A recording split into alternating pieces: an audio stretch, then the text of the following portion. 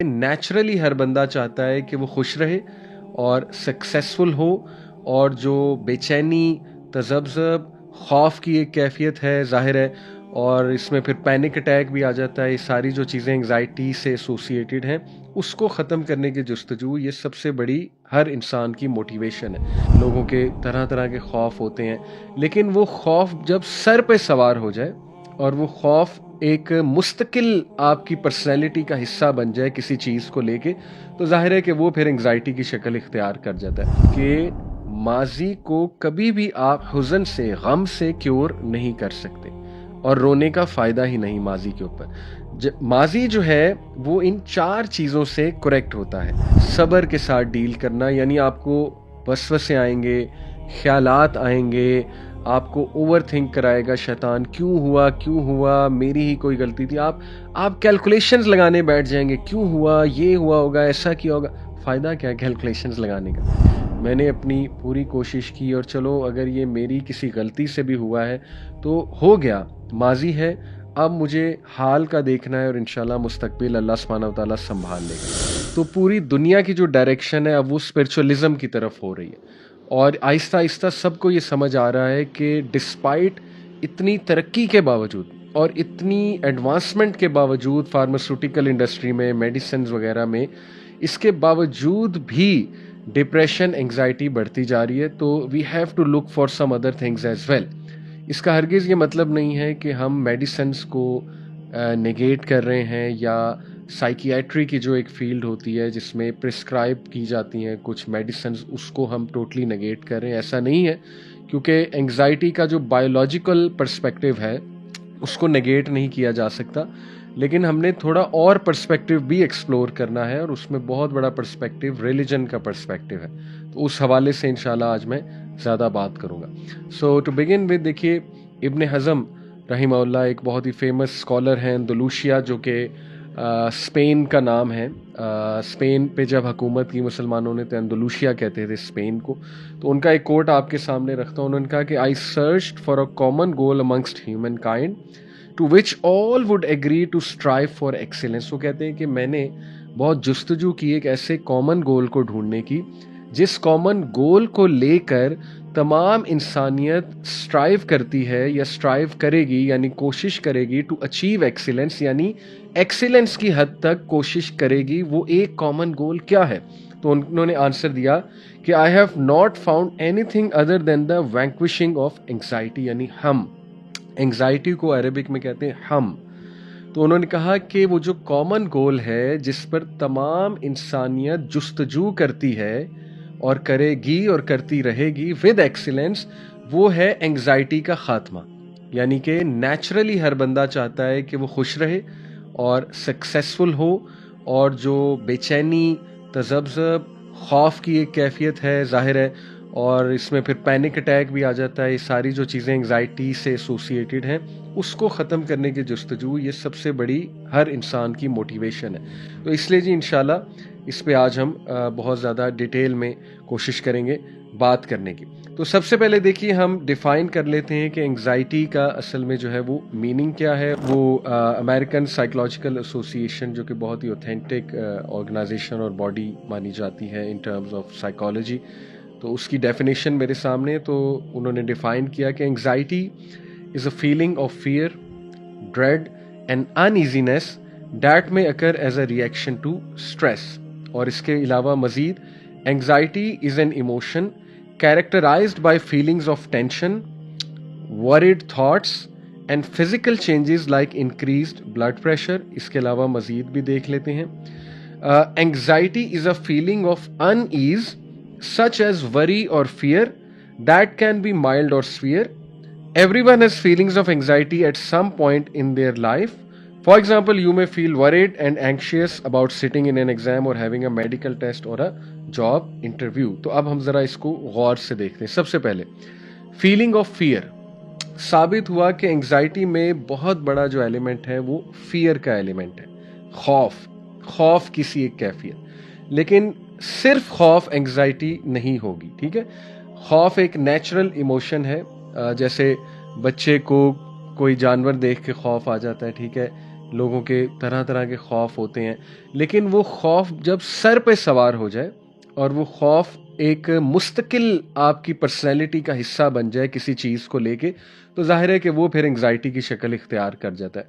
तो इसमें कीवर्ड है खौफ। उसके बाद है ड्रेड।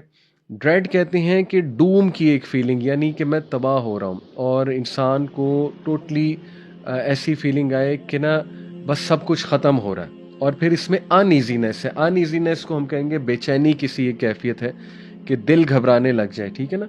कई लोग कहते हैं कि जैसे ही शाम ढलती है तो हमारा दिल घबराने लग जाता है और हमें ना अजीब से थॉट्स आने लग जाते हैं। कुछ लोग को रात सोते हुए दिल बहुत घबराता है और हार्ट बीट तेज़ हो जाती है अचानक से, ठीक है ना। करवट लेते हैं तो हार्ट बीट तेज़ हो जाती है वगैरह वगैरह। तो ये जो अनईजीनेस की फीलिंग है, कुछ लोगों को सोशल एंग्जाइटी डिसऑर्डर होता है, राइट। तो सोशल एंग्जाइटी डिसऑर्डर यानी कि लोगों में जाके, एक महफिल में जाके, ठीक है ना। कुछ लोग को पब्लिक स्पीकिंग से बहुत एंग्जाइटी होती है, ठीक है। एग्ज़ाम देते हुए एंग्जाइटी होती है। तो ये जो फीलिंग ऑफ अनईजीनेस है और इसकी वजह स्ट्रेस होती है। एंग्जाइटी की रूट कॉज स्ट्रेस है। और फिर एक और डेफिनेशन है कि anxiety is an emotion characterised by feelings of tension. Anxiety जो है ये एक इमोशन का नाम है जिसमें टेंशन की फीलिंग है, वरिड थॉट्स हैं, बहुत ही परेशान कुन थॉट्स और बहुत ही परेशान कुन ख्यालात आपको आते हैं और आप परेशानी की हालत में होते हैं और आपको समझ नहीं आ रही होती कि अब क्या होगा। आपको ब्रेन फॉग हो जाता है, एकदम से जहन काम करना बंद हो जाता है, हवाइयाँ नहीं उड़ जाती, जैसे उर्दू में कहते हैं कि हवाइयाँ उड़ गई, और आपको डर सा लग रहा होता है कि इधर से कोई ना आ जाए, ठीक है ना, आके मुझे कुछ कह ना दे। या ये कि आप गाड़ी में बैठे हुए हैं तो एकदम आपको डर लग रहा है गाड़ी मेरी कहीं ना लग जाए, गाड़ी कोई मार ना दे आके, ठीक है ना। तो ये फीलिंग्स ऑफ ड्रेड भी हैं, फीलिंग्स ऑफ टेंशन है, वरिड थॉट्स हैं। और इसके साथ जुड़ा हुआ है physical changes like increase blood pressure. ये बहुत इंपॉर्टेंट है और स्पेशली ओल्ड एज में, चूँकि मैंने आपको कहा कि आज के दौर में एंग्जाइटी बहुत बढ़ चुकी है। उसकी बहुत बड़ी वजह इस सोशल मीडिया एडिक्शन है, मोबाइल फ़ोन एडिक्शन है। उसकी बहुत बड़ी वजह ये जो रैपिड सोशल चेंज आई है, रोल्स एंड रिस्पॉन्सिबिलिटीज़ अचानक से चेंज हुए हैं। हर बंदे को 3-3 जॉब्स करनी पड़ रही हैं, ज़ाहिर है अपने फाइनेंशियल स्टेटस को मेंटेन करने के लिए। और ज़ाहिर है कि महंगाई की वजह से फिर ओवर थिंकिंग कर करके फ्यूचर के बारे में, तो ये जो डायनामिक्स सोसाइटी के चेंज हुए हैं ना, तो उनको लेके बहुत ज़्यादा एंग्जाइटी हमारे माशरे में जन्म ले चुकी है। और फिर हमारी कुछ खुराक भी इसकी ज़िम्मेदार है। अभी मैं इंशाल्लाह इसकी डिटेल में आपसे बात और भी मज़ीद करूँगा। तो इसमें फ़िज़िकल चेंजेस भी हैं, यानी फ़िज़िकल चेंजेस ये हैं कि हाई ब्लड प्रेशर और अचानक से ब्लड प्रेशर शूट कर जाना, यानी उसकी कोई एज सच फिज़िकल रीज़न नहीं है। ऐसा नहीं है कि किसी बंदे को, यानी मिसाल के तौर पे ब्लड प्रेशर की बीमारी है, लेकिन बस उसे बैठे बैठे कभी रात को या वैसे ही कभी ब्लड प्रेशर अचानक से शूट कर गया और फिर जब डॉक्टर के पास ले जाया गया तो पता लगा कि बस ये एंग्जाइटी की वजह से हुआ है। तो बहरहाल उसकी मेडिसिन भी होती है और मेडिसिन लेने में कोई हर्ज नहीं है, लेकिन इसमें फ़िज़िकल चेंजेस भी होती हैं एंग्जाइटी में। फिर इस डेफिनेशन की तरफ आते हैं कि anxiety is a feeling of unease, बेचैनी की एक कैफियत, सच एज़ वरी और फियर। परेशान है बंदा और बहुत ज़्यादा खौफज़दा है, और ये माइल्ड और सीवियर हो सकती है, राइट।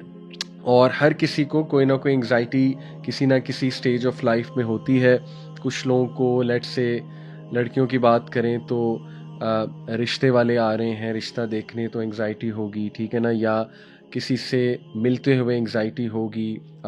मिसाल के तौर पे कोई ऐसा इंसान जिसको आप बहुत ज़्यादा एज ए सेलिब्रिटी देखते हैं तो वो अचानक मिल जाए तो एंग्जाइटी होने के चांसेस होते हैं, ठीक है ना। इसी तरह कोई एग्ज़ाम देते हुए एंग्जाइटी हो सकती है। तो ये हर इंसान पे डिपेंड करता है कि वो किस सिचुएशन में एंग्शियस होता है, राइट। और हर इंसान को पता है अपना कि उसको किस चीज़ से एंग्जाइटी हो जाती है। लेकिन एक बहुत ज़रूरी चीज़ जो मैं आप सबके सामने जो है ना जी वो रखना चाहूँगा कि फ़ियर और एंग्जाइटी को थोड़ा सा हमने जो है ना वो डिफरेंशिएट करना है। देखें, इन शॉर्ट अगर आप जानना चाहते हैं कि खौफ में और एंग्जाइटी में मेन फ़र्क क्या है, तो साइकोलॉजिस्ट ये बताते हैं कि जो खौफ है वो एक्सटर्नल फैक्टर्स की वजह से होता है। एक्सटर्नल फैक्टर्स यानी जो बैरूनी फैक्टर्स हैं, यानी मिसाल के तौर पे मैं सांप को देखूंगा मुझे खौफ आएगा, ये एक एक्सटर्नल फैक्टर है। मैं जो है ना वो किसी कोई एक्सीडेंट खुदा ना खास्ता होते देखूंगा, मैं खौफज़दा हो जाऊंगा, ठीक है।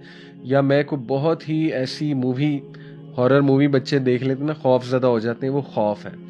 तो वो उसको अभी हम एंग्जाइटी नहीं कहेंगे, क्योंकि एंग्जाइटी जो है ये ज़्यादातर इंटरनल रीजंस की वजह से होती है, अंदरूनी जो कैफियत है और अंदरूनी वजूहात हैं। उस अंदरूनी वजूहात में बायोलॉजिकल रीजंस भी हैं, जैसे कि हार्ट बीट का तेज़ होना, हमारे जो नर्वस सिस्टम है उसमें sympathetic nervous system, parasympathetic nervous system, इसको आप मज़ीद पढ़ सकते हैं। तो ये अल्लाह सुब्हाना व तआला ने खुद ही हमें फ़ाइट और फ्लाइट सिस्टम दिया हुआ है। फाइट और फ्लाइट, ये स्ट्रेस का पूरा फाइट करने का और स्ट्रेस मैनेजमेंट करने का एक पूरा मैकेनिज्म है हमारे अंदर। तो होता ये है कि सिंपैथेटिक और पैरासिम्पैथेटिक नर्वस सिस्टम आपस में मिलकर काम करते हैं। एक सिस्टम जो है वो आपको प्रिपेयर करता है फियर के लिए, ठीक है, यानी हार्ट बीट तेज़ हो जाना। जैसे आप किसी गली में जा रहे हैं, अंधेरा है, वॉक कर रहे हैं, अचानक से सामने से आपको कोई खौफनाक सी चीज़ नज़र आई, ठीक है, अब एकदम आपका हार्ट बीट तेज़ हो जाएगी, खौफ की सी कैफियत आएगी, रोंगटे खड़े हो जाएंगे, राइट। तो ये है जो है ना आपके अंदर जो पैरासिम्पैथेटिक आई गेस या सिंपैथेटिक, अभी मुझे ज़ाहिर है जहन में नहीं आ रहा, लेकिन इनमें से कोई एक सिस्टम आपको इस पे वर्क कर रहा है। और उसके मद्दे मुकाबिल जो दूसरा सिस्टम है वो कुछ केमिकल्स रिलीज करके आपके मसल्स को रिलैक्स कराएगा और आपकी हार्ट बीट को नीचे लेकर आएगा। तो ये तो अल्लाह सुब्हाना व तआला की तरफ से देखिए एक नेचुरल सिस्टम हमारा है। तो ये जो अंदरून में हमारे अंदर जो इंटरनल केमिकल्स रिलीज होते हैं वो भी रिस्पॉन्सिबल होते हैं एंग्जाइटी के लिए, ठीक है। अगर उन केमिकल्स का कुछ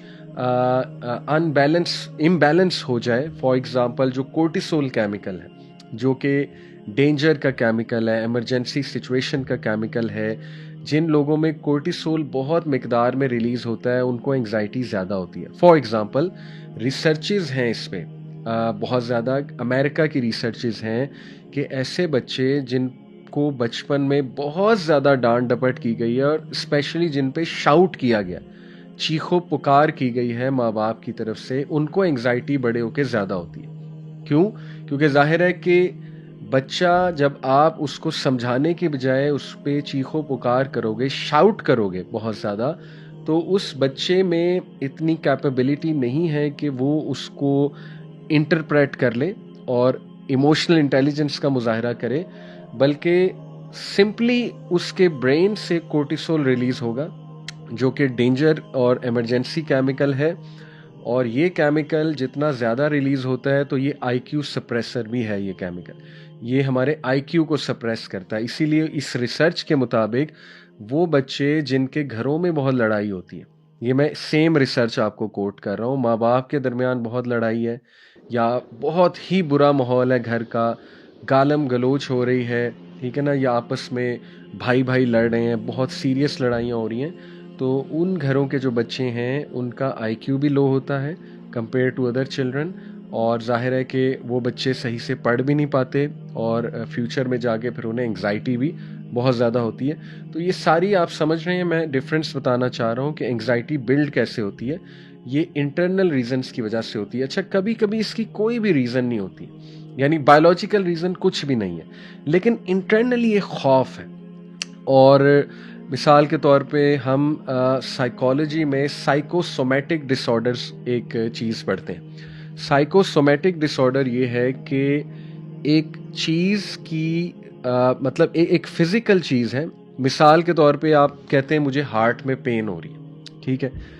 अब उसकी कोई फिज़िकल कॉज नहीं है उस चीज़ की, लेकिन स्टिल आपको पेन फील हो रही है। आप डॉक्टर के पास जाते हैं, डॉक्टर ईसीजी भी चेक करता है, डॉक्टर जो है वो इकोग्राफी भी करता है, डॉक्टर जो है वो सब कुछ करता है और कहता है कि यू आर परफेक्टली फाइन, ना आपको डायबिटीज़ है, ना ब्लड प्रेशर है, ना कोई और मसला चल रहा है, ECG is also perfectly fine, लेकिन आप स्टिल कहते हैं मुझे दर्द हो रहा है, ठीक है। तो इस तरह की जो कैफियत है उनको कहते हैं साइकोसोमैटिक डिसऑर्डर्स, जिनकी कोई फिजिकल कॉज नहीं होती, लेकिन स्टिल आपको फिजिकल एक पेन या एक कैफियत ऐसी हो रही होती है कि हाँ मुझे हो रहा है। और एंग्जाइटी में ऐसे होता है। एंग्जाइटी में लोगों को लगता है कि हमें हार्ट अटैक होने लगा, और स्पेशली जब पैनिक अटैक होता है ना, तो लोगों को लगता है हमारी ब्रीथिंग ख़त्म हो रही है और वाकई ही ऐसी फीलिंग आ रही होती है, ठीक है ना। लोग सांस नहीं आ रहा होता उन्हें इन एक्सट्रीम केसेस, और लोगों पे बेहोशी भी एक किस्म की तारी हो जाती है।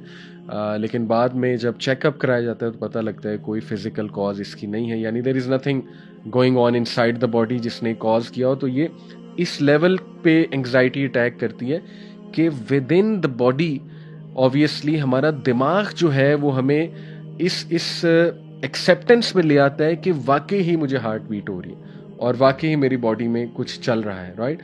तो ये इस लेवल पे भी ख़तरनाक हद तक अटैक कर देती हैं। तो इन शॉर्ट मैंने आपको जो वजह बताई, सॉरी जो डिफरेंस बताया, वो ये है कि फियर जो है ये एक्सटर्नल रीजंस की वजह से है मेनली, और एंग्जाइटी जो है ये इंटरनल होती है।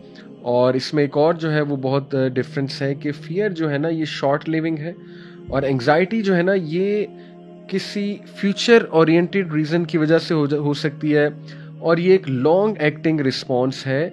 और इसका मेन मकसद जो होता है कि उस फियर को जल्द अज जल्द डिफ्यूज़ किया जाए। जो फियर या खौफ आपको लगा हुआ है, तो एंग्जाइटी में बंदा क्या चाहता है कि जल्दी से मेरा फियर निकल जाए, और उस जल्दी में उसे मजीद एंग्जाइटी हो रही होती है, ठीक है। तो ये फिर एम्पलीफाई होती है, ये एंग्जाइटी, ये परेशानी, ये बेचैनी एम्पलीफाई होती रहती है। तो इसलिए हमें इसको बड़ा टेक्निकली इंशाल्लाह देखना होगा, और इसके सॉल्यूशंस भी इंशाल्लाह हमें टेक्निकली जो है वो देखने होंगे। तो आगे चलते हैं।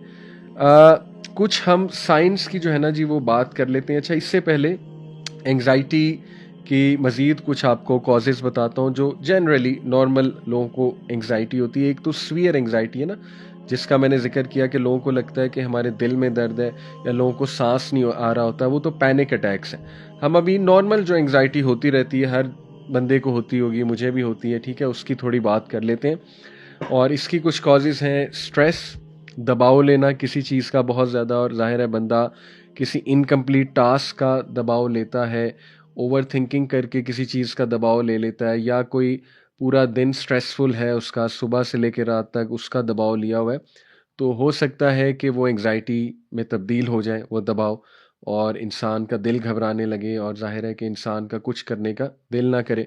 इसी तरह खौफ जुड़ा हुआ है एंग्जाइटी के साथ, इसी तरह अनसर्टेनिटी जुड़ी हुई है। अनसर्टेनिटी से मुराद है कि पता ही नहीं कि बनेगा क्या, ठीक है ना, यानी मुस्तकबिल का खौफ, और अनसर्टेनिटी कि पता नहीं मेरी जॉब लगेगी नहीं लगेगी, पता नहीं मेरे हालात बेहतर होंगे कि नहीं होंगे, पता नहीं मेरा रिश्ता होगा कि नहीं होगा। तो इसी को लेकर बैठे रहना, और वो भी एंग्जाइटी फिर इख्तियार कर जाती है ये चीज़।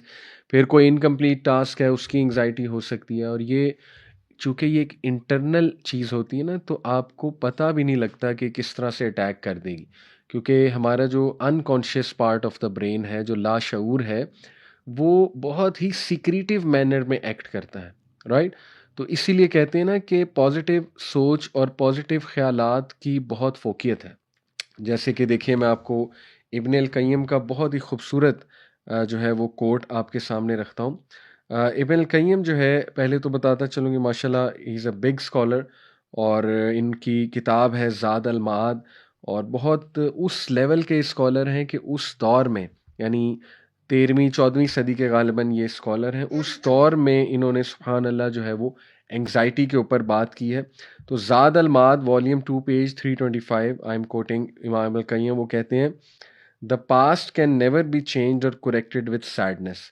माजी जो है उसको कभी भी आप हुज़न से, गम से चेंज या क्योर नहीं कर सकते, बल्कि उसका फ़ायदा ही नहीं है कि माजी पर ही गम करते रहना, बल्कि, और ये इंतहाई प्रैक्टिकल टिप है। इनफैक्ट मैं कहता हूँ कि अगर आप सिर्फ इस एक कोट को ले लें तो आप यहीं पे लेक्चर ख़त्म कर सकते हैं कि बस मेरा काम हो गया, लेकिन हम इंशाल्लाह मज़ीद डेप्थ में जाएंगे।